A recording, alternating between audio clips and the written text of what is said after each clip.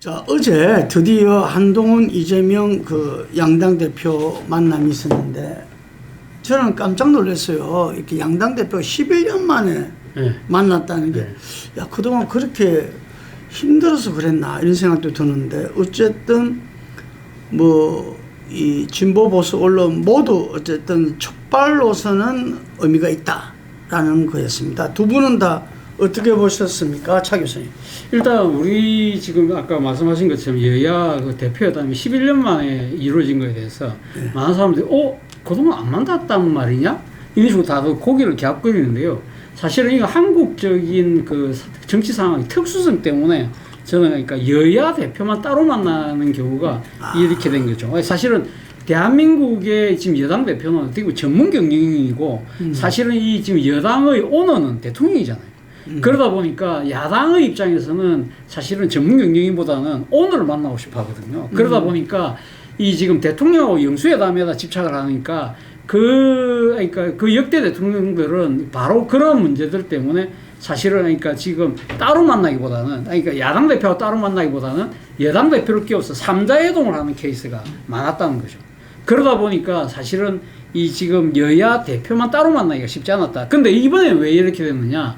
지금 소위 말하는 윤한 갈등이 내재하고 있기 때문에 사실 그러니까 지금 이재명 대표 입장에서는 그 지금 여야 영수회담도 좋지만 이 한동훈 대표가 윤석열 갈등을 갖고 있기 때문에 일종의 뭐랄까 여권 갈라치기도 할 수 있고, 또 지금 내가 여당 대표 만나보니까 합의가 잘 안 되네, 그러니까 영수회담을 가야 되겠다는 식 징검다리를 활용하기 위해서라도 사실 이재명 대표 입장에서는 이번에 여야 대표회담이 정치적으로는 득이 된다고 생각했기 때문에 응했던 거고요. 한동훈 대표 입장에서는 앞서 제가 이야기한 대로 본인은 전문 경영인이고 나름대로 상당한 전문 경영을 넘어서 오너십을 갖고 있다고 하지만 요새 강조해요. 63%를. 63% 강조하고 있잖아요. 그러니까 그만큼 자기는 압도적으로 됐기 때문에 이 지금 오너 못지않다는 식으로 이야기를 하고 있지만 사실 바로 그런 부분들 때문에라도 자신의 정치력을 보여줘야 되기 때문에 지금 자신의 일종의 독자적인 정치 공간을 만들기 위해서라도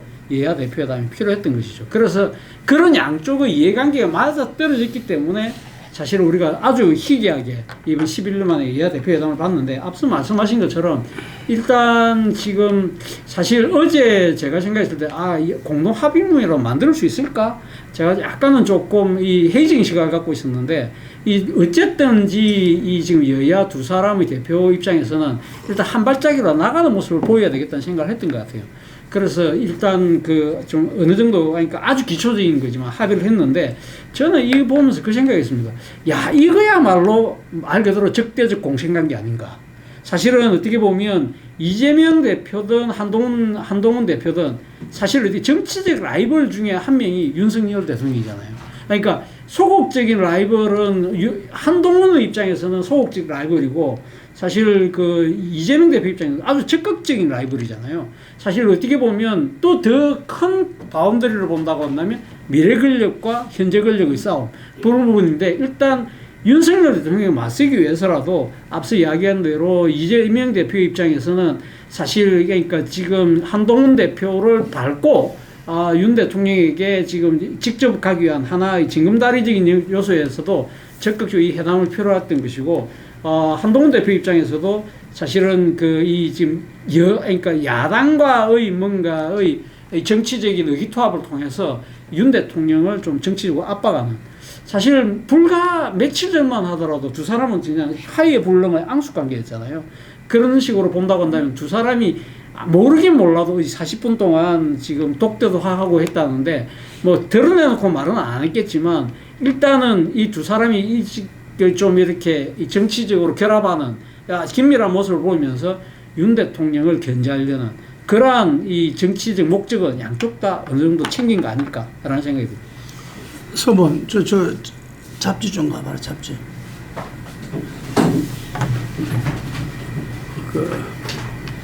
우리가 항상 이 자담회를 우리 피플 내는데 맞춰서요. 네. 피플 가장 직전에 하는 거죠. 지난 우리가 8월 5에 행진 한동훈, 이재명의 올동주. 네, 아까 말씀하신 거. 적대적 네. 공생관계 네. 이야기했는데 이게 여야 협치와 민생국회를 부른다. 네.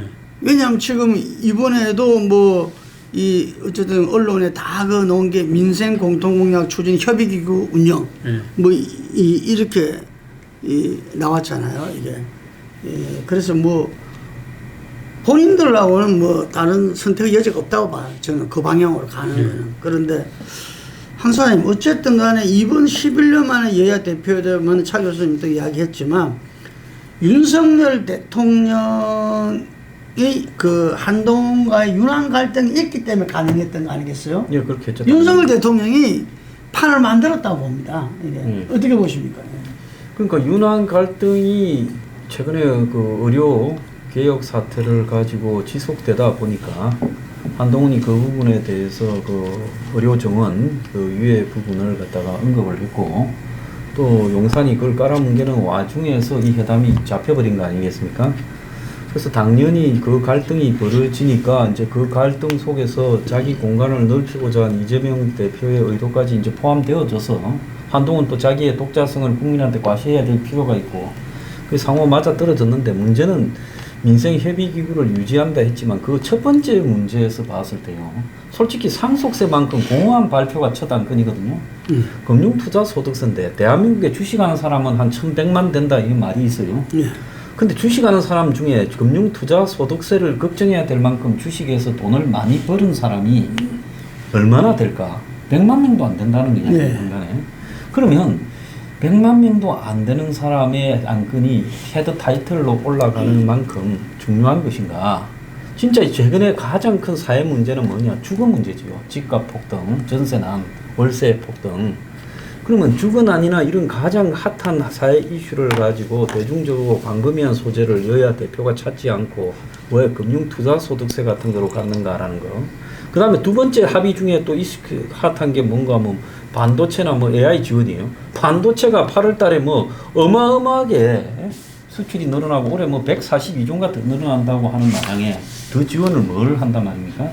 그러니까 저런 걸로 보면 여야 대표가 만나서 솔직히 말하면 편한 거, 문제되지 않는 그런 과제들을 가지고만 다뤘지 진짜 중요한 주거 문제 또 더 나아가서 경제가 지금 엄청나게 어려워지고 가계부채가 누적되고 있는 경제적인 이 장기 불황 상황에 대한 문제 이런 것들은 다루지 않았단 말이에요.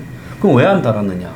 만약에 주거 문제를 다뤘을 때 각자 좀 어려움이 있을 거니까 복잡한 거는 이야기하지 말고 제일 쉬운 것만 다루자라고 다른 겁니다. 그래서 저 두 사람이 민생을 이야기하면 정말로 민생 중에서 주거가 중요하냐 금융투자소득세가 중요하냐 물어보면 10 중에 9은 주거가 더 중요하다 할 건데 저걸 달았다. 그래서 한국의 정치가 현실과 얼마나 유리되어 있는가 여야 대표들 수준들 자체가 내가 보여주는 단적인 예라고 보고 있습니다.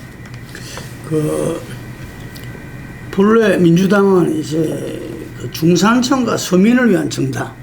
그래서 김민석 수석 최고위원이 대선의 전략 사령관이다. 이재명의 이걸 내걸고 수석 최고위원이 됐어요. 나 또 그런 생각을 또 처음 보네요. 이게 저 전당대회에서 만나서 오이 뭐 최고 사령관 파이팅 해주셨는데 내일 모레 인터뷰합니다.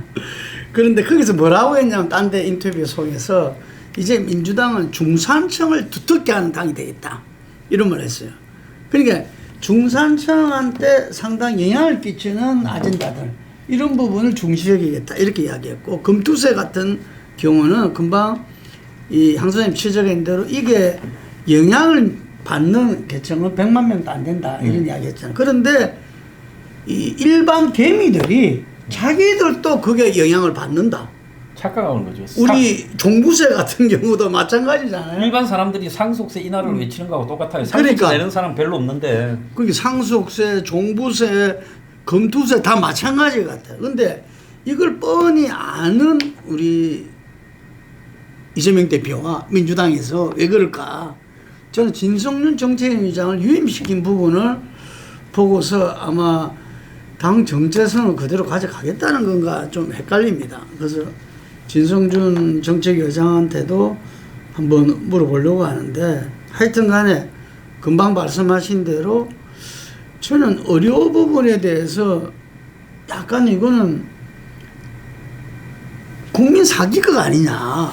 지금 의정 갈등가 국민들이 이 지금 응급실에서 막 죽어나가고 뭐 난리가 나고 있는데, 난리가 난다고 두 분 다 이야기했어요. 두 분 다 이야기했는데 그 본질적인 문제가 의사 정원, 의료경 문제인데, 이 문제에 대해서는 뭘 어찌하겠다든지 예를 들면 사회적인 이 협의기구를 두서, 논의기구를 두서 뭘 어쩌 이런 말도 없어. 그냥 추석 때 비상응급 부분에 대해서 정부에 촉구하는 대처를. 그러나 이거는 아니다 싶은데 그 부분에 대해서 어느 언론도 지금 이제 지적을 안 해놨더라고. 이번에 당연하게 거기에 대해서 뭔가 최고의 민생이 지금 그건데, 민생을 답을 내야 된다면 거기에 대해서 뭔가 사람들한테 당장은 실현이 안 되더라도 안심할 수 있는 뭔가를 줘야 될 건데, 그냥 추석 때 응급실 하나만 한 소리인데 이 긴밀하게 대처한다는 부분을 정부에 촉구한다, 이거는 아니라는 거죠. 그런데 특히 보수 언론에서는 이 두 대표의 만남, 그리고 민생 협의기구의 탄생, 이게 정치의 복원의 첫걸음이다 해서 굉장히 상당히 높이 평가를 하고 있어요. 이게. 그런데 그 부분을 봤을 때 아까 차 교수님이 한 대로 양쪽은 다 자기들 실리를 찾았다. 이재명대로 어쨌든 뭔가 저는 이재명 대표 2기 체제는 1기하고는 다르리라 보거든요. 그래서 2기 체제에서 보다 본인들은 수도권 중산층 이런 부분으로 지지를 확대하려고 하고, 강경 일변도에서 뭔가 다른 이런 이 컨셉으로 가려고 하는 부분들이 있고, 그리고 그 부분에서 뭔가 이렇게 좀 이 국정 운영에 있어 가지고 그전과는 차원을 달리하는, 그리고 본인 사법 리스크를 뛰어넘는 어떤 이런 부분들을 메시지와 행보를 갖고 싶어 하는 부분들. 중요한 거는 저는 한동훈 대표라고 봐요. 한동훈 대표는 계속 63%를 주장하고 있어요. 우리가 정확하게 맞췄기 때문에 저도 63%를 주장합니다.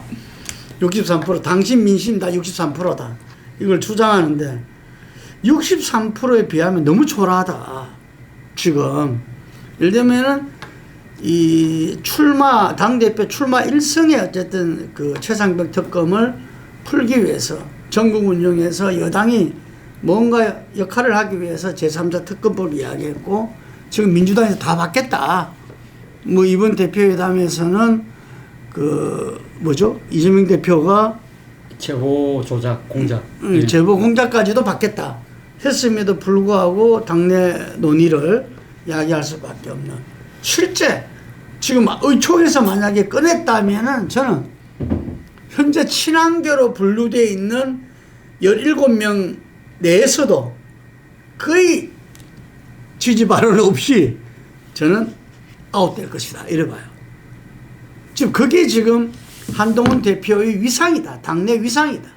추경호 원내대표는 한동훈 대표가 우리가 이건 속된 말이 아니라 그걸 격언이라고 말하는, 개는 질러도 귀찮은 간다, 이런 말이 있잖아요. 이거는 망언이 아니죠. 네. 네. 개는 질러도 귀찮은 간다. 추경호 지금 원내대표는 딱 그 짝입니다. 이야기 하세요. 이게 전혀 개의치 않는.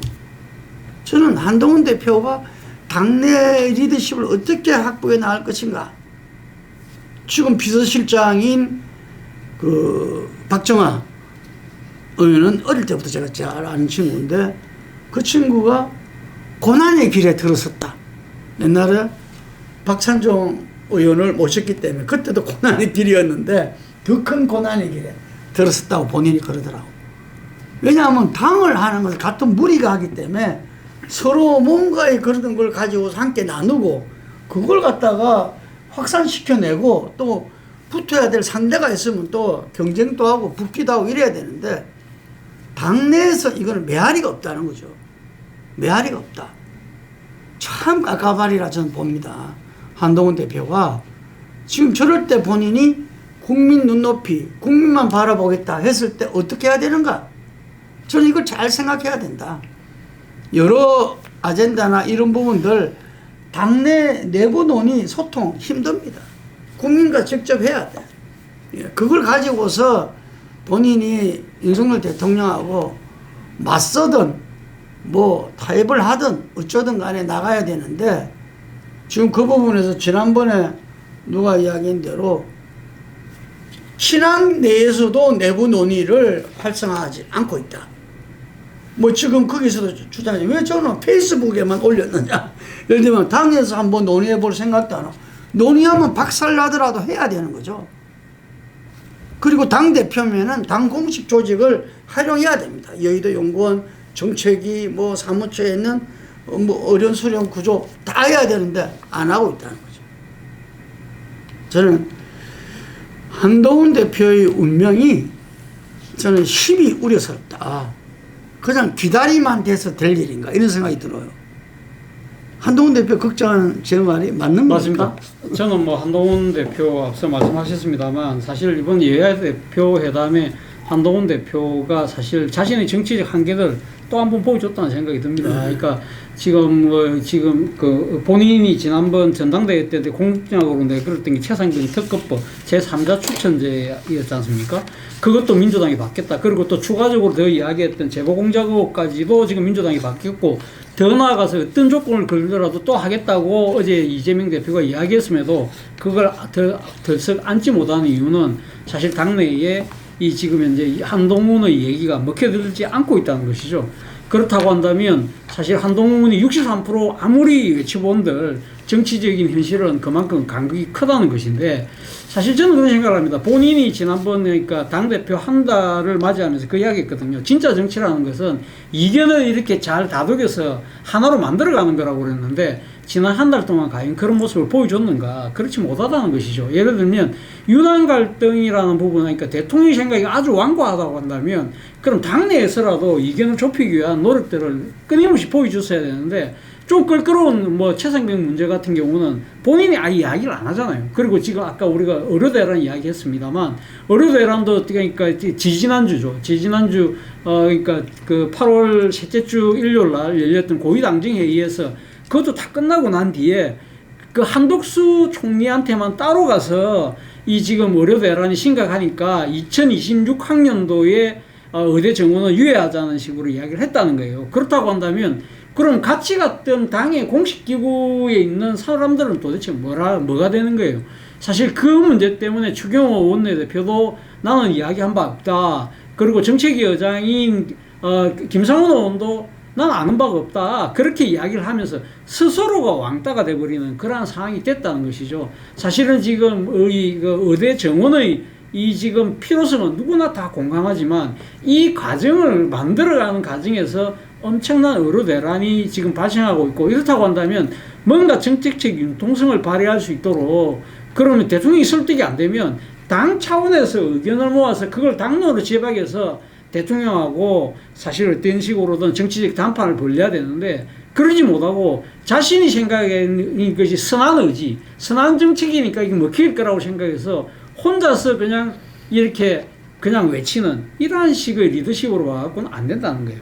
최근에 그 8월 29일 날이었습니까? 30일 날 이 지금 그 국민의힘 연찬회에서 당시 건성동 그 의원이 그 이야기 했잖아요. 대통령 권력이 훨씬 더 강하다. 젊은 친구들이 정치적 야욕으로 갖고 하다가 다 지푸레 다 끊겼다. 중도에 다 끊겼다고 이야기했는데 대한민국 정치사 꼭 그렇지는 않습니다. 그 대통령보다 더 훨씬 더 강했던 여당 대표가 대표적인 사람이 김영삼이잖아요. 김영삼 박근혜잖아요. 그 두 사람들은 현재 대통령을 사실 어떻게 보면 꺾고 자신이 근데 김영삼 박근혜는 젊은 사람 아니었잖아요.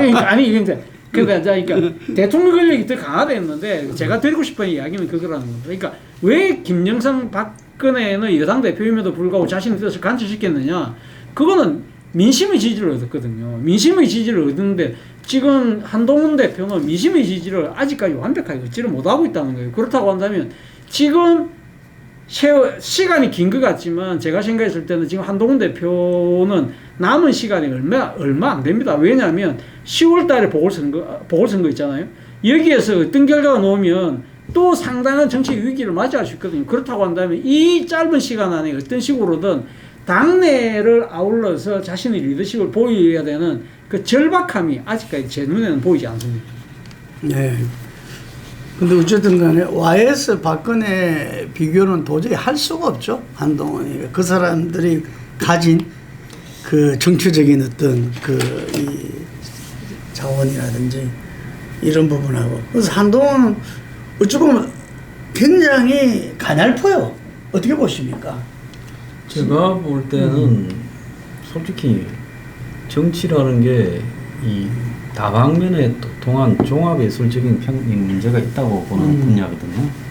근데 한동훈은 공부하고 외워서 공부하고 시험 치고 그리고 뭐 또박또박 자기 주장 발표하는 그런 부분에 특화되어 있지 과연 이 종합예술 전체를 이해하고 있는가라는 부분에서 봤을 때 동시대를 살아온 다른 사람에 비해서 시대적 고민이나 고충을 갖다가 이렇게 폭넓게 이해할 수 있는 능력이 저는 평균 수준보다 좀 떨어질 거라고 보고 있습니다. 왜냐하면 검사라는 저 직업의 특성상 그 일에 몰입되어서 주로 해오는 직종이니까요.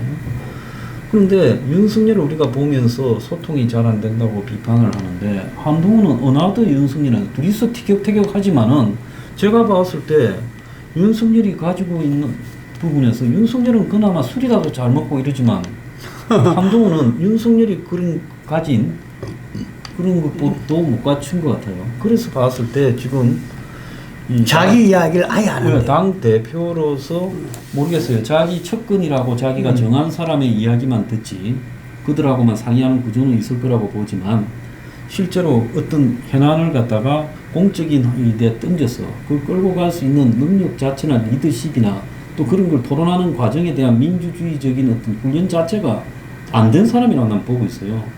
그러니까 윤석열이 지금 한동훈을 대하는 태도나 한동훈이 윤을 대하거나 당을 대하는 태도가 거의 비슷하거든요. 저런 부분이 결국 여건에 제가 봤을 때 힘과 힘으로 결정 짓겠다고 둘 다 그렇게 생각하는 것 같아요. 둘 다가 나는 대통령이나 힘으로 널 굴복시키겠다. 한동훈은 내가 가진 당의 힘으로 가지고 윤을 대해서 힘을 끊겠다. 지금 둘이 다 그렇게 생각하면서 앞으로만 가고 있기 때문에 저게 여건에 지금 잠재된 엄청난 위험이라고 저는 보고 있습니다. 근데 금방 이야기한 대로 당의 힘으로 가겠다?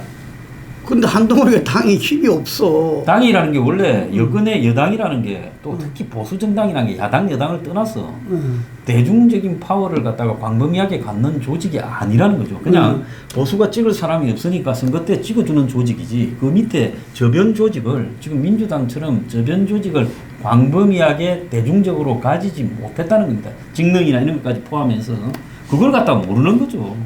나는 이제 아까 YS 이야기를 하길래 옛날에 우리 기억나잖아요. 이 노태우가 YS를 어쨌든 급박했어. 내각제 미락 문서를 공개했죠. 문서를 공개하고 이러니까 거기에 대해서 또 거짓말을 할 수가 없으니까 YS는 그냥 정치 공작이다 하면서 이 대받아 치면서 마산으로 가버렸죠. 마산 김홍종 집에 가서 칩거해 버렸잖아요. 당시 민주계는 얼마 안 됐습니다. 이 민주당 내에서. 그렇지만 그 소수의 응집력은 수십 년 동안 된 응집력이었고 그때 금방 아까 말씀하신 대로 민심은 YS 편이었죠. 그래서 나는 친한계 17명, 18명도 의미 있다 봐요. 그렇죠. 근데 과연 이 사람들이 그런 응집력과 전에 우리가 이야기한 대로 확고한 나름대로의 그 사상과 노선 그리고 가치를 갖다 공유하고 결사적으로 그걸 하는 사람들이냐 아니냐 부분에서는 퀘스천 마크라는 거고 또 그분들하고 한동훈이가 생사를 같이 하면서 뭔가를 도모하려고 생각도 아닌 것 같아. 제가 볼 때. 그래서 저는 한동훈 지금 떠 있다 이렇게 봐요. 떠 있다. 당에 떠 있다. 63%의 지지는 뭐냐 그러면은 저는 본인이 그걸 계속 강조하기 때문에 우리도 맞춰왔기 때문에 거기에 대해서 이야기해 주고 싶어요. 63% 지지는 윤석열 대통령이 망하면서 뭔가 보수 세력 그리고 당에서도 뭔가 미래가 있어야 돼. 국민들한테 뭔가 이야기해 줄 수 있는 사람, 그래도 우리도 누구 있다. 지금까지 한동훈 대표는 어쨌든 멀쩡하거든요. 뭐 비리라든지 무슨 어떤 정치를 한 지 얼마 안 되기 때문에 어떤 자기의 그런 이 정치적인 메시지의 실패라든지 뭐 이런 걸 겪은 바가 별로 없어요, 이게. 그래서 그래도 이 사람은 저는 지난번에 이야기했잖아요. 보수의 정통한 전략가는 아마 한동훈의 당대표 안 나섰으면 다음 대선에서 낙선했을 거고, 당대표 나왔기 때문에 어렵게 신성할 거다, 이렇게 이야기했어요. 그렇지만 실제로 보면은 우리 한장수 소장님 아까 지적했는데 뭐냐면은 국민들이 검사만 하다가 정치권에 들어온, 국정을 운영하게 들어온 윤석열 대통령한테 한마디로 말해서 진짜 된통 겪고 있는데, 또다시 검사만 한 엘리트를 또 윤석열 대통령만큼 소통 또 부족한 분들을 하겠냐 이거죠. 그래서 그런 이야기를 하더라고요. 분명히 다음 보수의 주자 중에 한 명은 될 수 있을지 모르지만 어차피 후보는 한두 명 이거는 아니다, 이런 이야기를 하더라고요. 근데 한동훈 대표가 지금 굉장히 가냘픕니다. 본인이 갖고 있는 건 63%는 막강하죠. 근데 63%가 바로 허상이다, 이래 제가 이야기하고 싶어요. 허상이다. 이걸 진짜 63%로 만들어내기 위해서는 지금 이재명 대표 뭐 77%, 89% 이거는요, 아주 특이 현상입니다. 특이 현상. 예. 70% 가까이 60% 넘었다. 대단한 거거든요, 이게. 경쟁 후보들이 원희룡, 나경원 다 붙어가지고 그 정도 됐다면 대단한 겁니다. 근데 이 지지율이 허상이다. 본인은 어디서부터 출발해야 되는가, 어떻게 가야 되는가를 저는 깊이 있게 고찰해가지고 스텝 바이 스텝으로 나가지 않으면은 재보궐선거에 날아갈 수도 있고 또 정책 하나에도 날아갈 수 있어요. 최상병 특검, 제3자 특검 꺼내는 순간에 날아갈 수도 있어요. 아주 가냘프다는 거.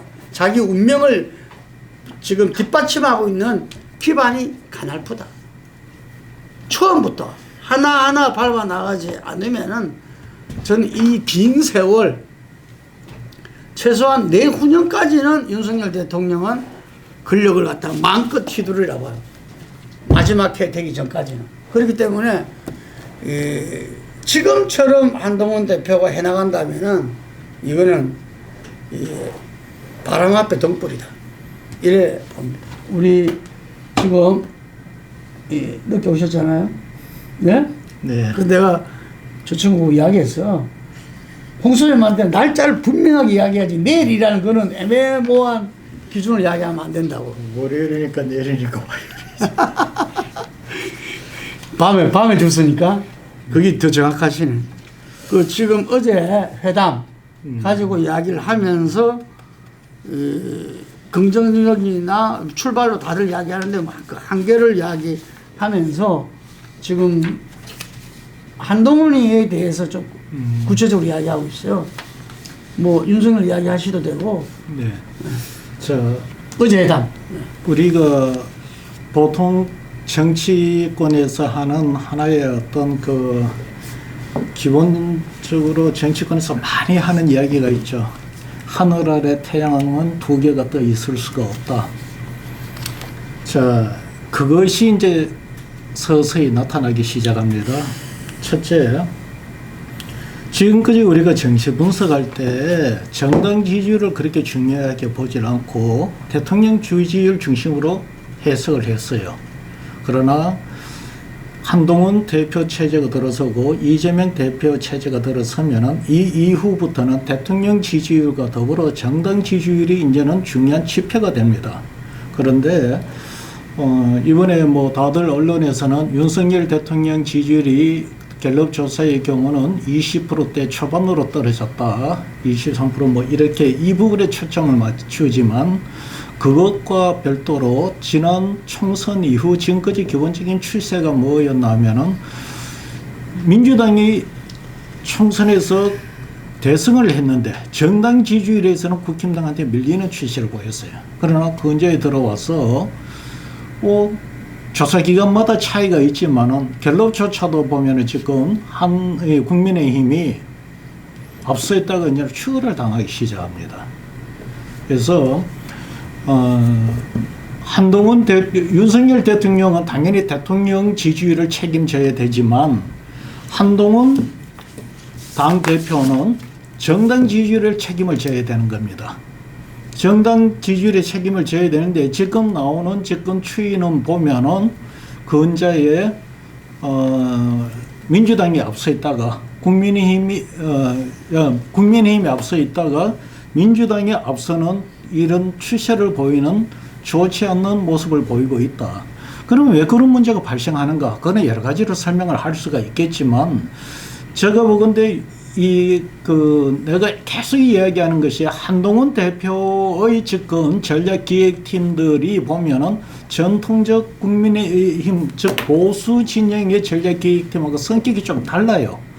이것은 무슨 가장 큰 특징이 뭐냐면은 정책 대결이라든가 어떤 그런 조직보다도 바람몰이를 하면서 특정 세력에서 대립각을 세우면서 타고 올라가는 그런 전략을 선호합니다. 그게 뭐냐면은 윤석열 대통령의 대립각을 어떤 게더라도 보이지 않게 자꾸 세우려고 드는데 지금 이제 김 대표님도 말씀하셨습니다만 여야 간의 의제에 올라가는 그 쟁점들에 대해서는 여권 내에서도 지금 상당히 논란이 되고 지금 문제가 되고 있는 부분인데 그 부분에 대해서 한동훈 대표가 과연 윤석열 대표 또는 여당 전체의 정서를 벗어나서 이 대표와 그것을 조율을 할 수 있는 지금 처지인가? 이 부분에 있어서 상당히 제가 볼 때는 의구심이다. 그 부분에 대해서 지금 이 생각을 달리하는 보수 여권 내에서 일정 부분 이탈 이반이 지금 나타나는 것이 그렇게 나타나는 거고 조금 이따 말할 기회가 있겠지만 여야 지금 이제 대권 주자가 두 사람이 앞서 있는데 이 두 사람들을 가상대결 붙여보면은 거기에서는 보수 진영의 이탈이 좀 더 명하게 드러나요. 오늘 좀 이따가 제가 말씀을 드릴게요. 네. 지금 중요한 말씀을 해주셨는데 우리가 이야기되는 일관되는 이야기지만 한동훈 대표가 과연 여당 대표로서 대표회담을 한 건지 그거조차가 지금 이제 퀘스천 마크인 것 같아요. 그렇죠. 앞서 11년 전에 여야 대표회담을 했잖아요. 당시 그때 여당의 대표가 한나라당의 그때 새누리당이죠. 새누리당이 황우여 대표였거든요. 그때 사실 황우여 대표만 하더라도 전문 경영인이지만 그렇죠. 상당한 대통령의 신뢰를 받았던 사람이거든요. 당시 여당 대표 선거에서도 상당히 박근혜 대통령이 힘을 실어줬던 그러한 대표였기 때문에 상당한 힘이 있게 이야기를 했습니다만 한동훈 대표 입장에서는 정치적 재량권이 없잖아요. 대표적으로 지금 최상민 특검 같은 경우는 지금 절대 안 된다는 것이 지금 확고한 윤 대통령의 생각이잖아요. 바로 지금 여야 대표회담 이틀 전에 열렸던 국정브리핑에서 청문회에서 봐라 여야 없지 않냐 경찰 수사 완전히 책 펴내듯이 다 발표하고 다 깨끗하게 잘 되고 있는데 뭔 소리냐 이런 식으로 이야기하는 상황이기 때문에 한 대표가 소위 지금 다리를 뻗고 누울 공간이 없는 겁니다. 그리고 특히 어로대랑 같은 경우도 자신이 이야기했던 2026학년도 지금 정원유예안 그 이야기를 했다가 완전히 소위 말하는 속된 표현으로 완전히 X 박살이 났잖아요. 그런 상황이기 때문에 본인이 지금 내일 세울 게 없는 것이죠. 그럼에도 불구하고 그럼 지금 본인이 지금 야당이 지금 이야기하고 있는 대표회담을 안 받을 수는 없다. 그렇기 때문에 본인이 한 측면이 분명히 있습니다만 그러나 앞서도 제가 이야기했습니다. 모두에게 말씀드렸지만 한동훈 대표는 이번을 통해서 여당 대표라는 타이틀이라는 부분을 분명히 국민들한테 존재의 필요성은 인식을 시켜줬거든요. 그렇다고 한다면 여기서 지금 어떻게 하냐가 문제인데 앞서도 제가 말씀드린 것처럼 당내에서 지금 국민들이 바라는 여러 가지 최상병 문제라든지 의료 대란에 대한 대책이라든지 검투책 문제라든지 등등들 지금 이견이 있는 부분들을 빨리 하나로 묶어내는 정치력을 발휘해야 된다는 거죠. 그걸 통해서 그걸 딱 가지고 대통령하고 정치談판에 나서야 된다는 거예요. 그러니까 대통령이 권력과 계속적으로 그럼 눈치만 봐갖고는 지금 시간은 금방 지나가 버린다는 것이죠. 앞서 제가 김영삼 당시 이 민자당 대표 이야기를 했는데 결국 김영삼 박근혜가 여당의 대표 때 힘이 어디서 났습니까? 결국 민심의 지지거든요. 그러니까 자기 대권 주자로서 우리가 밀면 저 사람은 자기 대권을 잡을 수 있다는 확신이 생기면 그 힘을 갖고 대통령하고 정치적 거래를 하는 거거든요. 그렇다고 한다면 당장은 제가 생각할 때 국민들이 바라는 여러 가지 민생과 관련된 정책들에 대해서 뭔가 이렇게 치고 나가고 당에서 하나로 엮어내는 그러한 그림을 만들지 못하면 지금 어제 열렸던 여야 대표회담에서의 여당 대표로서의 존재감이라는 것도 빛 좋은 개살구에 그칠 수밖에 없다는 거. 아니 내가 서보 소추 만들었나? 내가 그때 이야기했잖아. 올라가 있어. 그 내가 금방 말씀하셨는데 뭐냐면 저는 이렇게 생각해요. 한동훈 대표가 내놓는 대국민 메시지는 다 옳다. 왜? 민심에서 좋아할 메시지만 던질 것이다. 다소 대통령과 당하고의 이견과 갈등, 격돌이 있더라도 그런 메시지를 내놓을 수밖에 없다. 자기 생존을 위해서. 그러니까 윤석열 대통령은 이 한동훈과 손잡아야 될 것이다. 이게 민심과 같이 가려면 이런 이야기인데, 당사님 어떻게 생각합니까? 저는 이재명 대표가 한동훈을 키워주는 게 자기한테 도움이 된다고 만약에 생각했다면은, 꽃놀이패에서 그렇다면은 왜 생중계를 안 받았을까요? 생중계를 하면은 한동훈 대표가 저는 최상병 특검까지도 이야기했을 거라 봐. 이게 이 생중계였으면은. 사실은 한동훈이 가지고 있는 모순의 한계도 있죠. 한동훈이 옳은 이야기를 한다지만 한동훈은 제한된 범위에서 기득권의 이익을 갖다가 침해하지 않는 부분에서 옳은 이야기만 하지 기득권의 이익을 침해하는 범위에 옳은 이야기는 절대 안 할 겁니다. 그런 점에서는 똑같아요. 윤이나 아니나. 근데 이제 어제 이재명이 중계를 안 받은 부분은 한동훈과 이재명이 또박또박하게 이렇게 하게 되면 결국 이재명은 여건을 갖다가 분열시켜서 그 틈을 봐서 여건이 분열되어야만이 자신이 대선에 골인하는데 유리하기 때문에 만난 거지. 한동훈하고 티격태격해서 그게 생중계가 되면 결국 한동훈이가 이만큼 이렇게 같이 크는 거 아닙니까? 그건 또 바라지는 않는 거죠. 그러니까 제한적으로 한동훈이의 그 한계를 주어지면서 또 한편으로는 여건의 틈새를 였다. 이거지.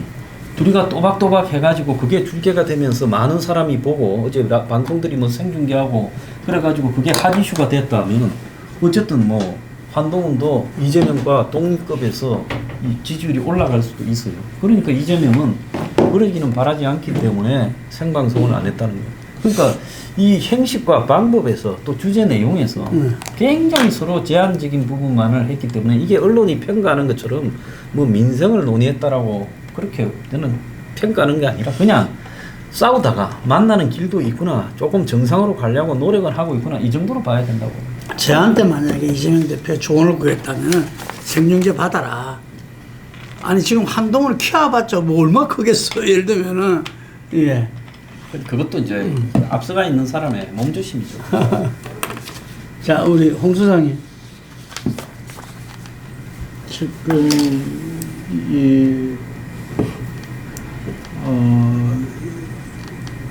지금 이재명 대표하고 여야 지금 당대표에 대한 이야기잖아요. 사실 지금 이 부분에 대고 이거를 왜 공개를 안 했냐 이거에 대해서 이야기를 하고 있지만은 사실은 양쪽 다 조심스러운 처지일 수밖에 없습니다. 조심스러운 처지. 예, 조심스러울 수밖에 없고 어떻게 보면은 탐색전적인 성격이 강하다. 아마 양당 대표가 이번 한번 대표로 회담으로 끝내야겠다는 생각은 아닐 거예요. 앞으로도 계속 만날 거라고 생각하고 있을 것이고 뭐 매번 만날 때의 전략은 있겠죠. 매번 만날 때의 전략은 있겠지만 지금 이 상황에서 이재명 대표 입장에서는 전략적 목표가 명확해요.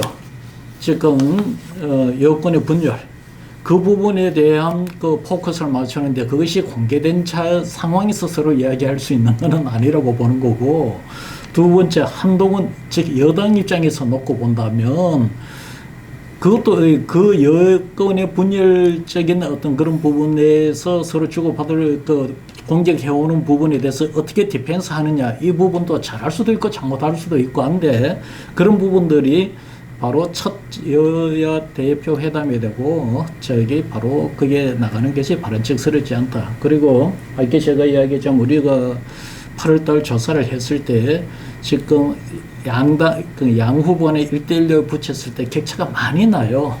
한 20% 났잖아.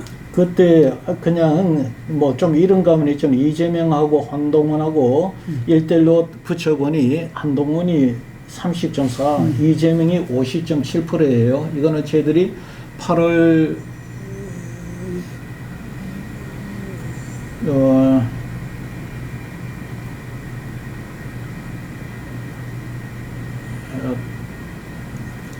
17일에서 19일까지 조사를 했고 1025명을 조사를 했습니다. 이거는 선거 여론조사 심의위원회에 가서 보시면 되겠고요. 지금 이 한동훈 대표 입장에서는 우리가 조사를 안 했고 그쪽 캠프에서도 이런 건 다 체크를 하고 있어요. 있는데 이미 격차가 많이 나 있다는 것도 알아요. 왜냐? 그거는 왜 격차가 났느냐? 2030 떨어져 나가버리는 부분이 큽니다. 그러다 보니까 지금 한동훈 대표 입장에서도 지금 이 빨리 그 여당 대표로서 위상각뿐만 아니라 차기 대권 레이스에서 어떤 경쟁을 빨리 확보해야 될 입장에 있습니다. 근데 제가 보기에는 한동훈 대표 진영이 되고 기본적인 전략 컨셉 자체도 지금 정확히 잘 안 잡혀 있어요. 그러다 보니까 그런 상태에 되고 이 회담 내용 자체가 공개되는 게 그렇게 서로 바람직스럽지는 않다. 양 진영이 다 지금 이거는 공개를 원치 않았던 부분이 있다. 한동훈 대표가 그 말 받아치기 잘하는 거 그거 보여지는 거로 이 지금 여야 정의 회담이 그 승부가 날 산이 아니었거든요. 차 교수님. 네. 어쨌든 우리가 이번 주제로 잡은 게 윤석열, 한동훈, 이재명의 삼각 레이스로 잡았어요. 삼각 레이스. 그런데 여기에서 그래도 어쨌든 현재까지 가장 파워맨은 윤석열 대통령 아니겠어요? 그죠?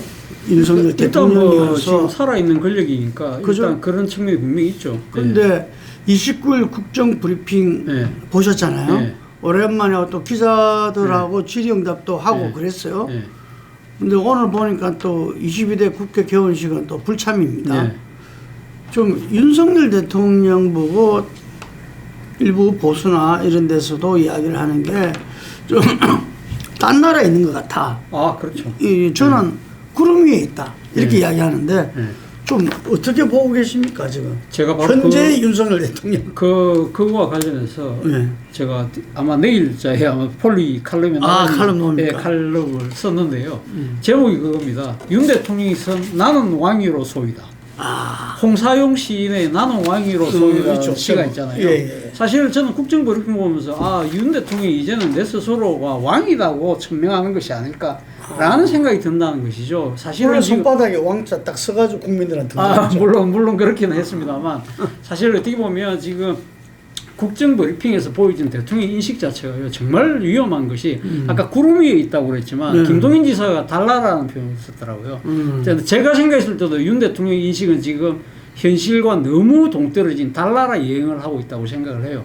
대표적으로 보면 지금 이번에 보면 의료대란 한번 현장 가보시라 아무 문제 없다고 했지만 바로 그 다음날 이대목동병원에 응급의학과 교수가 나와서 2시간만 와서 봐라. 이 말도 안 되는 이야기다. 이 이야기가 훨씬 더 큰 반향을 불러일으켰거든요. 그리고 또 하나는 뭡니까? 지금 최상병 특검과 관련해서 아까도 잠시 이야기했습니다만 내가 국회 짬짬이 청문회하는 거 봤는데 왜 드러난 거 없잖아. 대화가 없었잖아. 그런 식으로 이야기하는 그 자체가 과연 국민들이 여론조사할 때마다 재산특허법 하라고 그렇게 이야기하는 것이 왜 그러면 그러니까 대통령 인식이 완전히 동떨어져 있다. 그리고 블록버스터급으로 경제가 지금 살아나고 있다. 그렇게 이야기했잖아요. 그런데 바로 그 다음날 통계청이 발표한 경제지표가 우리나라의 모든 경제지표 하향 곡선 그리고 있다고 나왔거든요. 졸지에 대통령이 거짓말하는 사람이 되어버렸어요. 그러니까 인식 자체가 달나라의 행위가 있죠. 두 번째는 뭐냐? 눈 가리고 왕호한다는 거예요.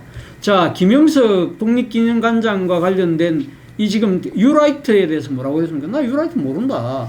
그런데 왜 유라이트 모르는 사람이 가면 인사만 하면 전부 다 유라이트 관련된 사람만 합니까?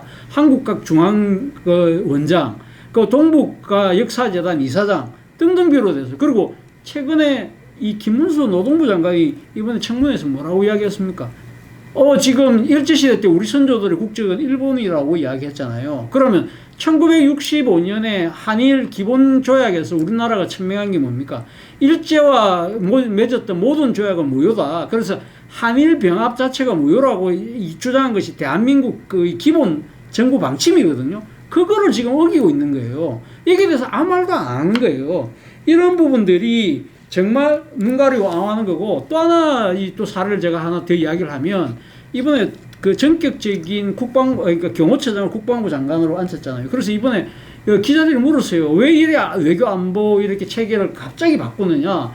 그러니까 장호진 이 지금 그 안보실장을 리베로로 만들려고 하다 보니까 그랬다고 하는데, 그게 말입니까? 많은 사람들은 지금 이 인사에 가장 주목되는 것은 자신의 고등학교 한해 선배인 김용현 처장을 국방부 장관 앉히려고 했던 거잖아요. 그 부분을 싹 빼고 장호진 실장을 리베로로 활용하기 위해서 했다? 더 기가 막힌 거는 제2부속실 만들라니까 공간이 없대요. 제2부속실에 독립청사가 필요한 건가요? 기껏해야 비서관 한 명에 행정관 두세 명이면 사무실 하나면 돼요. 이런 식의 말도 안 되는 눈 가리고 앙을 한다. 제2부속실을 왜 안 만들려고 하는 거죠? 공간이 없다잖아요. 아니, 지금 용산에 뭔가 공식과 공개가 되는 게 싫어서 그런가? 본인이 사실은 제2부속실을 그러니까 없애겠다. 작은 대통령실을 만들겠다고 주장을 하면서 없앤다고 한 거거든요. 그리고 또 그때 김건희 여사가 사실은 그때 문제가 학력 위조 문제가 그렇죠. 되면서 그때 대선 시절에 나는 내조만 하겠다고 했기 때문에 그 말을 지키겠다는 초심도 나름대로 주장을 하는 거지만, 그런데 지금 대통령실에 지금 안보실 새로 뭡니까 정책실장 만들었죠. 5만 기구 다 만들었잖아요. 그래, 그건 말이 안 되는 그건 말이 안 되는 이야기잖아요. 왜 안 하려고 하는 거죠? 그러니까 대통령이 그건 눈 가리고 왕한다는 거죠. 그러니까 공간이 없대요. 공간이 없어서 못 만든다는 게 말이 돼요? 그리고 차 교수님 예. 이렇게 조목조목 말씀하시는 김에 예. 지금 국회 개원식에 불참하는 걸 대통령실에서 뭐라고 나왔냐면은 예. 살인자에 대한 사과도 없다 이야기했어요. 그러니까 그게 말이 안 된다는 게요. 그러니까 지금 사실 지난 국정 브리핑 때 왜 예하영수 회담 이야기하니까 지금 살다 이런 국회 처음 본다. 그러면서 본인이 이야기를 안 했지만 지금 그 고위 관계자 이야기를 살인자라고 이야기하는 이런 상황에서 어떻게 예하영수 회담할 수 있냐? 그 연장선상에서 제21회 국회 개원식을 안 간다는 거거든요. 국회 정상화가 먼저다. 문제라는 거죠. 이게 정상화가 문제다는데, 문제는 그러면 국회 파행이 물론 거대 야당의 입법 독주도 분명히 잘못된 측면이 있지만 국정 운영을 책임지고 있는 저는 대통령의 몫이 절반 이상이라고 생각해요. 본인이 잘못한 건 하나도 반성하지 않고 야당이 잘못했기 때문에 안 된다? 그 말이 됩니까? 그리고 1987년 민주화 이후에 대한민국 역대 대통령이 국회 개원식에 불참한 건 이번이 처음입니다. 이런 식의 불통, 이런 식의 안하무인, 이런 식의 유체이탈이 제가 그래서 왕위로 소위라고 스스로 외친 거라고 이야기한다는 겁니다. 아니면 네. 87년 이렇게 이 육공화국 이후에 네. 첫 사례인데 국회 개원식 불참이. 네. 불참이 처음이죠. 그런 걸 알고도 일하는 거예요. 알고도 그러는 거죠. 역사에 남으니까. 아니 역사에 남는다기보다 그러니까 문제는 그러니까 이 상당히 어떻게 보면 몰역사적인 이러한 이 지금 이 역사적 파정에 대해서 별로 겁을 안 내는 거예요. 홍 소장님, 아까 대통령 지지율 플러스해서 정당 지지율도 잘 봐야 된다 이런 말 했는데 어쨌든 대통령 지지율 이야기를 좀 해주시죠. 23%잖아요. 갤럽에 이 23%를 갖는 의미가 뭐죠? 일단 계속 20% 되니까 23%라 그러면은 지금도 보면 우리나라가 보수, 중도, 진보 정체성을 이야기하면은 중도가 늘어나는 추세이기는 해도 보수가 진보보다 좀 많아요. 네. 뭐 진보 민주당 쪽에서는 보수 과표집이라고 하고 옛날에는 그거를 기울어진 운동장이라서 그거를 인정을 했는데 이제는 인정을 안 하고 조사기관이 과표집했다라고 하는데 어찌 됐거나 지금 보수가 진보보다 좀 제가 볼 때는 좀 많습니다. 우리 홍사님 볼 때는 몇 대 몇으로 봐요? 보수 진보? 중도. 예. 제가 볼 때는 보수가 어쨌든 30%는 넘어가는 조짐이고 진보는 한 25% 정도쯤 되는 것 같아요. 아, 우리 그냥 일반적으로는 그냥 예. 334라 이야기하는데. 근데 옛날에는 중도 이제 그 5점 척도로 묻느냐 3점 척도로 묻느냐 좀 다른데 이제 우리는 5점 척도로 물으니까 우리가 5점 척도로 보면 중도가 조금 적게 나옴에도 불구하고 30%가 넘어가 버려 이제는. 예, 예. 자, 그러면 뭐가요? 윤석열 대통령의 가장 지금 지지율 가장 큰 문제는 보수 지지층 중에서도 20, 30%가 빠져나갔다는 거예요. 네. 23% 놓고 보면 3분의 1이 빠져나갔다는 거예요. 보수에서 지금 지지하지 않는다는 게 더 높아요. 보수에서 더 높은데 전 연령층에. 보수만 다 지지를 받아도 이게 얼마가 하면 30%대가 나와야 되는데 지금 이 보수 예를 들어 갤럽 기준으로 23%를 하면은 거의 3분의 1 가까이 빠져나갔다는 이야기인 거고 실제 보수 정말 분석은 그건 아니에요. 제가 이야기하는 전제로 해서 보수만 다 잡아도 이런 개념이죠. 그리고 지금 보면은 성연령으로 따기를 분석해 보면은 연령에도 정의에 가면은 60대 70대 이상에서 그나마 지지율이 긍정 지지율이 높은데 문제는 60대도 지금 보면은 긍정보다도 부정이 훨씬 높습니다. 그 옛날에는 그래도 한 65세 정도 경계선이 좀 있었어요. 그래서 65세 경계선을 해서 한 60대 후반 정도는 그래도 좀 우호적으로 긍정적으로 봤는데 지금은 60대 전체가 부정적으로 지금 돌아서 버렸다는 거죠. 그럼 이제 남는 건 유일하게 연령으로 봐갖고는 70대 이상만 남는 겁니다. 홍 소장님 70대입니까? 아니요. 60대죠. 70대 오늘 지지자 하나도 없네. 예, 그리고 지금 문제는 지역으로 봐서도 지금 긍정평가가 높은 데가 하나도 없어요. 아. 그나마 가장 높은 TK. 게 우리 TK도 지금 보면은 부정평가가 더 높게 나옵니다.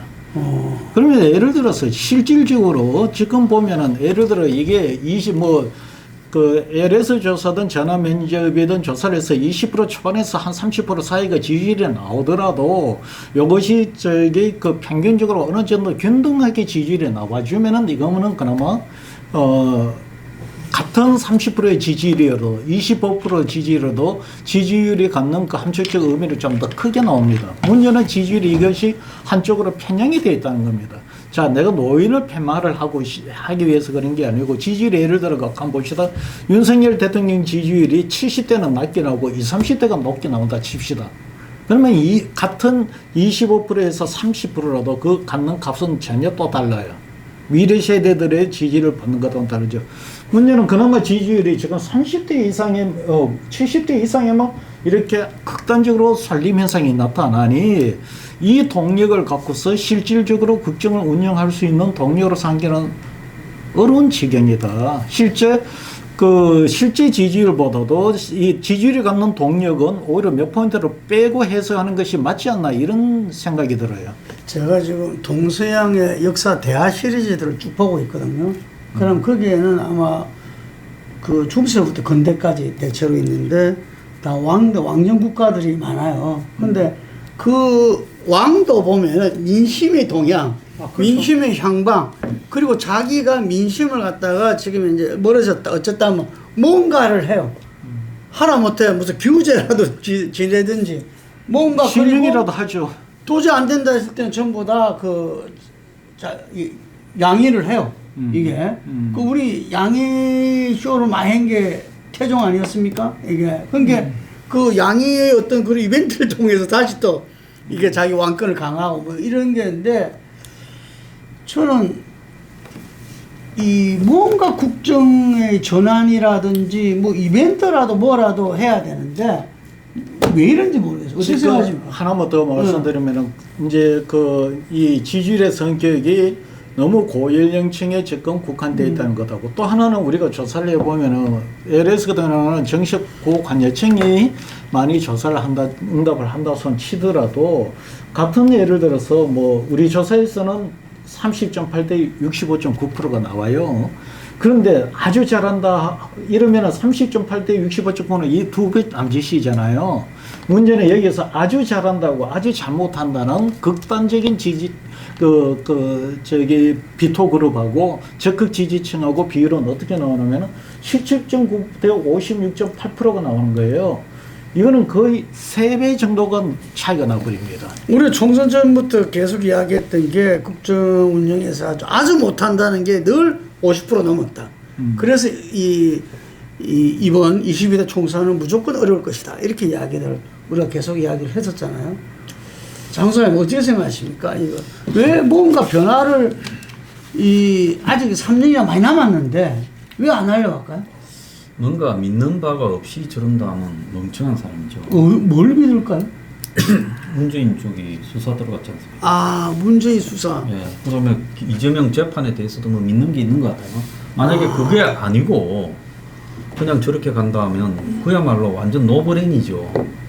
근데 그렇게 노브레인인 만큼 저렇게 멍청한가 그렇게 봤을 때는 또 그게 아닐 수도 있어요. 근데 목요일 날 국정 브리핑을 했지 않습니까? 네. 국정 브리핑에서 그렇게 이 완고한 블록버스터 그 경제 인식을 했잖아요. 네. 그러고는 자기 하고 싶은 마웨이를 말했어요. 근데 뭔가가 없다면 가진 패가 완전히 뻥카 아닙니까?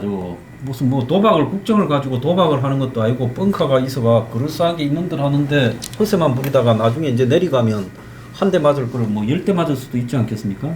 근데 금요일 날 이제 지지율이 갤럽에서 23위 나오고 오늘 아침에 리얼미터에서 뭐 역대 최저 두 번째라는 뭐 29.3인가 나왔잖아요. 그래서 이렇게 지지율이 낮은 지지율이 나왔다. 그것은 이제 국정 브리핑을 하니까 국민들이 반발을 느껴서 지지가 더 내려갔다 이래 볼 수도 있는데 아마 이번 주에 나오는 건 더 내려갈 것 같아요. 모든 국정 브리핑은 좀 올라가야 되잖아요. 네, 근데 더 내려갈 거예요. 그러면 내려가는 국정 브리핑을 했다 하면 정권의 이 모든 정무적 기능이 마비된 상태냐? 마비됐을 수가 있어요. 그러면 정무적 기능도 마비되고 측근 몇 명이 살살거리는 소리만 듣고 저렇게 마이웨이를 할 수 있느냐?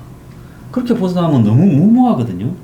어딘가에 자기 나름대로 수가 하나 있기 때문에 내 수를 뭐 당신들이 뭐 이 뱁새가 황새의 뜻을 어떻게 알겠느냐? 나중에 내 수가 하나 넣으면 봐라. 이런 식으로 하는 게 저는 있다고 봅니다. 그게 아니고 만약에 이렇게 간다 그러면 이건 정권 3년 끌고 갈 생각이 없는 거죠. 그래서 제가 볼 때 뭔가가 이 검찰공화국답게 어떤 사정수사에서 각을 좀 잡아놓은 부분이 있고 이런 부분을 가지고 국가 권력이라는 이 집권 세력의 힘을 이용해서 이 전체적으로 이 야권의 실체를 국민 앞에 다 까발려 주겠다. 그렇게 하면서 우리가 지금 이렇게 잘못된 게 맞냐, 이쪽이 맞냐, 상대적으로 한번 평가해 봐라. 지금 우리한테 제기하는 문제들은 너네들이 저지른 거에 비해서 뭐 빙산의 일각이다. 이런 게 아니고는 이렇게 안 한다고. 그래서 제가 그 오늘 아침에 지지율까지 보고 주말에 쭉 생각을 해봤는데 이거는 사정 한방으로 판을 갖다가 엎으려고 하는 뭔가가 있다. 난 그걸 보고 있습니다. 그 연장선상에서 제가 좀 말씀드리면 저는 민주당이 지금 주장하고 있는 바가 저는 상당히 터무니없다고는 이야기를 합니다. 저는 그렇게 생각하지만 민주당이 바로 그 때문에 지금 믿는 것이 계엄령이죠. 계엄령을 민주당이 지금 그러니까 계엄령을 끌고 나오는 이유가 도대체 믿는 구석이 뭘까? 그 결국 군 아닐까? 그렇다고 한다면 지금 김용현 처장을 국방부 장관을 무리하게 저렇게 올리는 이유, 그리고 지금 방첩 사령관이 같은 또 중앙고등학교 또 지금 동문이고 뭐 이러한 식의 그 지금 제2의 하나의가 국내에서 형성되고 있다. 그러한 이야기들이 지금 야권에 계속적으로 제보가 들어온다는데 아마도 그 제보라는 것이 아마 국내에서 이야기가 되는 것이 아닐까 생각이 드는데 지금 우리나라 현행법에 의하면 헌법에 의하면 지금 계엄령을 선포를 하더라도 국회 과반수가 동의를 그러니까 지금 요구를 하면 바로 지금 해제를 해야 되는데 문제는 지금 그 윤 대통령이 지난번 8.16 경축사에도 그 이야기를 했지만 소위 말해서 이 지금 반국가 세력들, 이 가짜 뉴스를 통해서 체제를 흔들고 지금 선동하는 세력들이 지금 있는데 그 세력들이 사실은 야당인 것 듯한 뉘앙스로 계속적으로 이야기를 한다는 거예요. 그럼 계엄령을 선포하면서 소위 말해서 가짜 뉴스와 선동하는 세력들을 단속한다면서 야당 의원들을 체포를 해서 만약에 그 사람들이 손발을 묶어버리면 그러면 국회가 열리지 않을 경우에는 어떻게 될 것이냐. 그런 식의 민주당은 우려를 갖고 있다는 거예요. 저는 사실 만약에 터무니없다고 생각을 하는데 물론 우리나라 역사상 1972년 10월 17일 날 박정희 대통령이 10월 유신을 선포하면서 그때 계엄령 선포하고 신민당 국회의원들 잡아가지고 가두고 그러면서 했잖아요. 근데 그때 시대사 50년 전하고 지금은 하늘과 땅 차이기 때문에 실제 그런 생각을 갖고 있을지 모르겠지만 그래서 저는 거의 불가능하다고 생각해요. 국민들이 절대 가만히 있지 않을 거예요. 그런데 어쨌든 그렇기 때문에 저는 민주당의 생각이 터무니없다고 생각하지만 황 소장께서 말씀하신 것처럼 뭔가 믿는 구석이 계엄령이라는 의구심을 자아낼 수밖에 없는 상황으로 몰고 가고 있다. 예. 그런데 그 문재인 전 대통령을 갖다가 지금 딸 문제 때문에 그게 그렇게 영향을 미칠 수 있을까요? 제가 볼 때 네. 이제 가족이니까 경제 공동체다 보고 직접적으로 이제 이 사정권 안에 넣는 첫 번째 부분이라고 생각하고 지금까지 윤 정권은 문 정권하고 문재인 전 대통령하고 티격태격만 했지 사실상으로 티격태격도 알리바이용이지 양정철이하고 가까이 지내고 이러면서 그렇게는 안 할 거라고 저는 봤습니다. 절대적으로 수사를 안 할 거다. 어떻게 보면 이재명을 겨냥해서 한패가 될 수 있다고도 봤어요. 근데 이제 최근에 보면 조국부터 시작해서 그러니까 문재인, 이재명까지 싸그리 다 까발려서 판을 키우려고 할 거다. 그래서 판을 키우기 위한 첫 스타트가 딸 문제고 그 외에 또 다른 판이 더 커질 거다라고 보고 있어요. 그래서 이 어떻게 보면 상상을 초월한 무한대의 판기를 키우기가 준비가 돼 있을 수 있다라는 겁니다. 그 검찰공화국을 진술을 보여주겠다. 네, 진술한 배운 박두네요. 아직까지 우리가 본 거는 막 이거는 그냥 맛배기다. 맛보기다. 근데 이제 그래요. 갑자기 좀 어수시해지는데 이거. 사실 이제 지난 대선 때부터 그런 조짐이 있었잖아요. 그리고 대통령 되고 나서 영수회담 요청이 있을 때도 계속 거부를 했고, 거기에 표현이 어땠는지 몰라도 기본적으로 영수회담을 거부를 했던 것이 범죄자 대표 이런 인식이 깔려서 범죄자 대표와는 같이 이야기를 못한다 이런 어떤 뉘앙스가 깔려 있단 말입니다.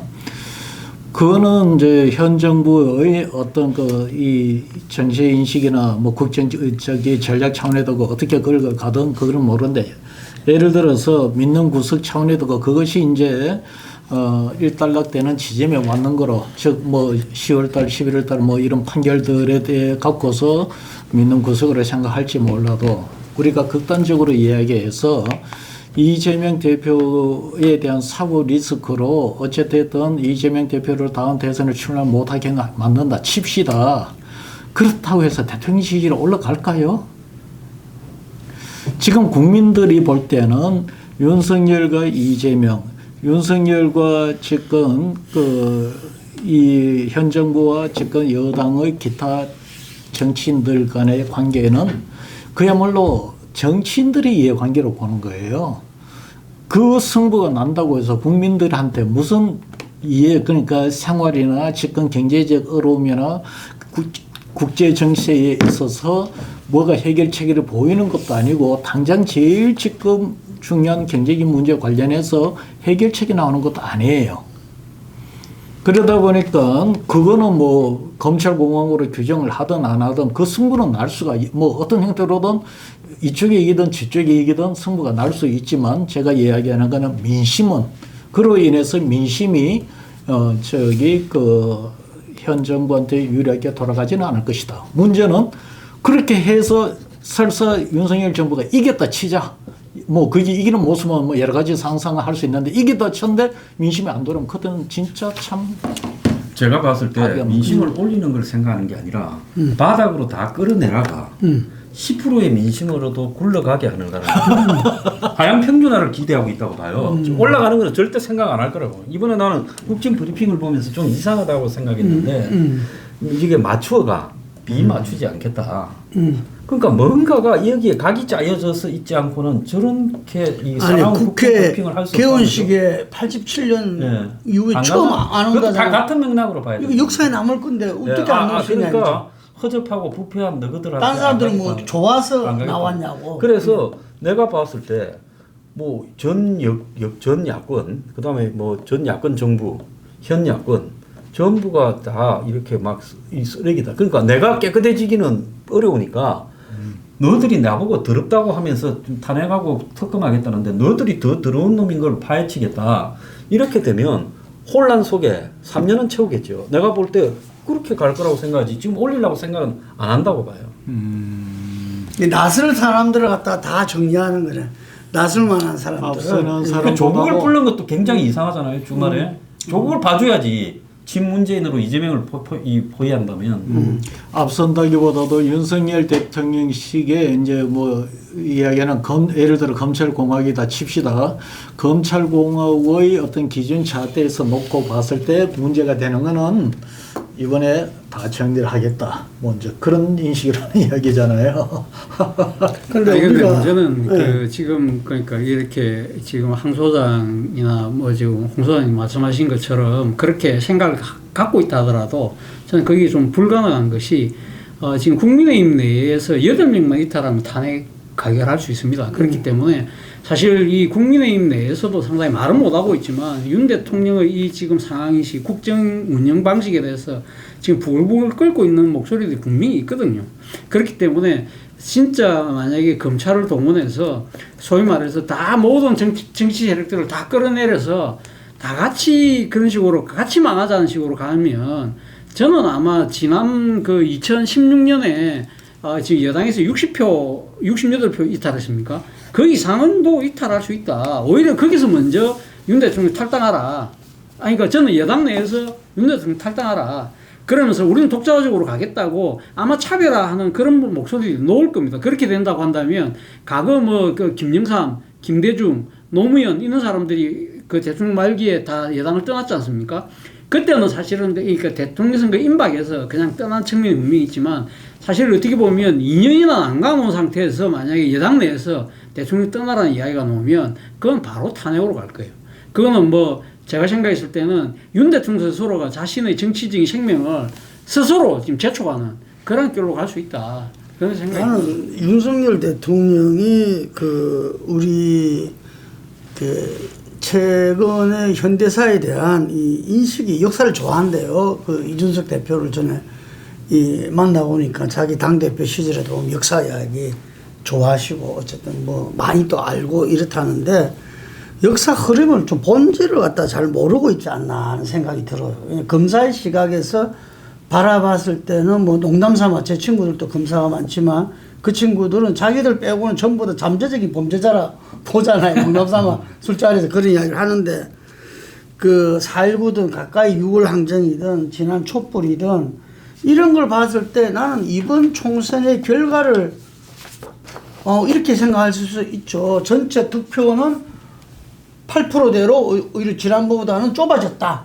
이렇게 볼 수 있어요. 이게 소선거구제 때문에 내가 중대선거구제 재작년에 하려고 했을 때 했어야 되는데 이 중대선거구제 안 하다 보니 소선거구제 때문에 이번 총선 이게 참패했다. 저는 그렇게 생각할 수 있다 봐요. 왜? 왜냐하면 8%졌다가 이번에는 그게 줄어들었어요. 오히려 이번 총선 결과는.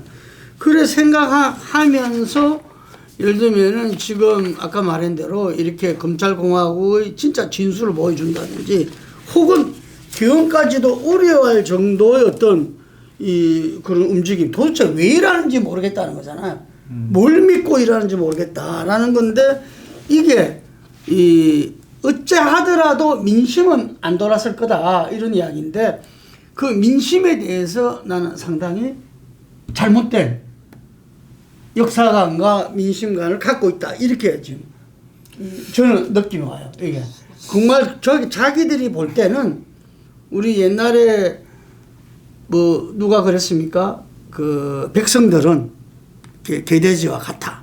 예를 들면 우리가 박정희 때 전두환 때 다 겪었어요. 그게 그 경찰이 거리를 갖다가 장악했을 때 전부 다 눈도 못 맞추고 고개 숙이고 다녔습니다. 모든 언론이 통폐합해서 아무 소리 못할 때 했어요. 저는 그때 그 지하 언론 제가 활동 만들었어요. 제가 그랬는데 지금 우리는 이야기들을 늘 모닝 불편을 우리가 보냅니다. 그런데 금방 말씀하신 국민의힘 의원들이 오히려 제일 만나면 더 반성을 해요. 잘 보고 있다고. 저는 민심과 민심 위에 선 정치인들이 간단치 않다. 이게. 그래서 만약에 정말 그런 걸 믿고 있다면은 그 생각을 깨야 됩니다. 이게. 아니면 자기가 지금 어떻게 될지 모를 건데. 근데 108명이라는 부분도 네. 국회의원 정족수가 줄어들면 108명이 아니라 진짜 거기 판el 통과가 더 내려갈 수도 있죠. 예를 들어서 야당 의원들이 한 30명 깜빵에 가서 칩시다. 그러면 탄핵 정족이 90명이 될 수도 있는 거예요. 그러니까 이 문제가 상시적, 그러니까 이 사람은요 누구나 다 자기 위주로 권력이 있는 사람은 편의적으로 생각을 하는데 우리가 108명이라는 8명이 이탈 부분도 이게 답이 아닐 수도 있다라는 부분이에요. 그러니까 내가 이런 이야기를 하게 된 거는 정상으로서 생각하면 우리가 사람이 어떤 카드가 있고 대비책이 있고 뭐 조직이 있고 여러 가지 또 계획이 있고 이렇게 했을 때 움직이는데 저렇게 무계획적으로 그냥 마이웨이를 갖다가 할 수는 없다라고 봤을 때 그러면 제일 잘하는 게 잡아 넣는 건데 그 제일 잘하는 잡아 넣는 부분에 야당도 구린 것도 있고 하니까 이 판을 다 휘저어서 나의 구림을 갖다가 너의 더 구림으로 한번 가려보겠다라고 생각을 할 수도 있다라는 부분을 말한 겁니다. 나는 다른 나라가 있다. 뭐 아까 달나라 이 말 안 하고 왜 구름이 있다. 생각하냐면은 구름이는 그 선계잖아요. 그래서 인간계하고는 생각이나 논리나 뭐 이런 것들이 다 다르다는 거지. 이게 그렇기 때문에 우리가 봤을 때 도대체 왜 이러는지 모르겠다는 그 수가 우리들이 상식적으로 생각한 상식, 본인이 내놓았던 공정과 상식하고는 다르다는 이야기인 것 같아요. 초현실주의하고 저는 공포주의를 이야기하는 것 같아요. 그쪽은 초현실주의를 말하는 것 같고.